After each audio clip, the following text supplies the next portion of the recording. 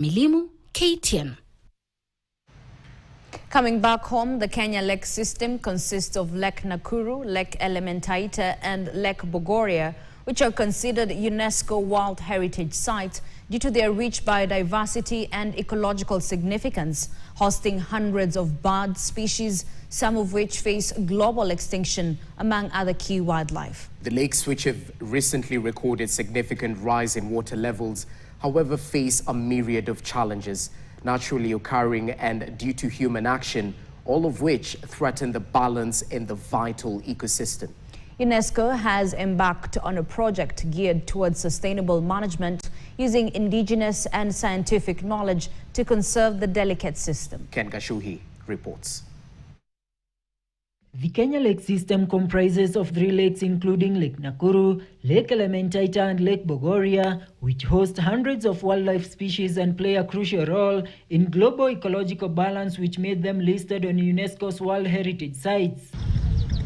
The lakes, however, face unprecedented threats. Lake Nakuru is choking on pollution by domestic and industrial waste, as untreated sewer and farm chemicals find their way into the lake, suffocating the aquatic life. We are looking at a city that is growing very fast, increased human waste, increased plastics, and this all contribute to some of the negative environmental impacts that we find in the lake.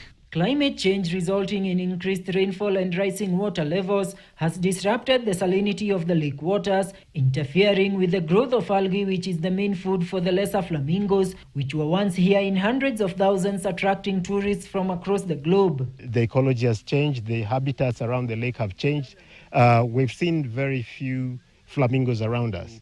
We connect this to the lake level rising and flamingos not having enough habitat, enough food to sustain them here. The rising water levels have also brought a huge burden on the Kenya Wildlife Service, such as construction of new roads after the existing ones were submerged. Rising of the waters in Lake Nakuru has affected access to some parts of this park, hence affecting largely on the circuit, tourism circuit. That's why every other time you see new roads coming up, because we want our visitors to enjoy. Lake Elementaita ecosystem, which is also one of the major feeding grounds for the flamingos, is facing an increasing threat from human encroachment. 1993, if you would drive through Kikope, you would see herds of zebras crossing the road.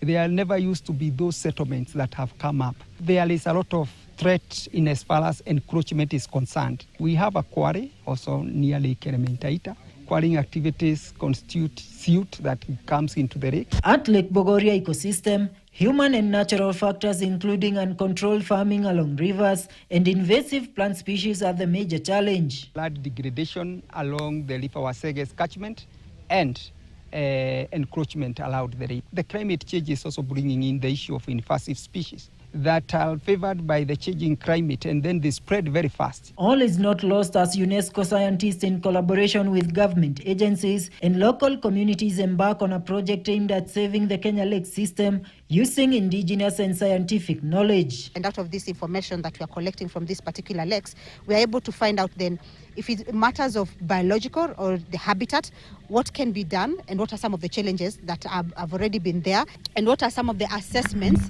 that we can do in these 3 lakes in order to remove this particular lake from the yellow list to put it back to the green list. And this is because we find that being in the green list, it means that the lake has been able to preserve its outstanding universal value. Ken Gashuhi, KTN.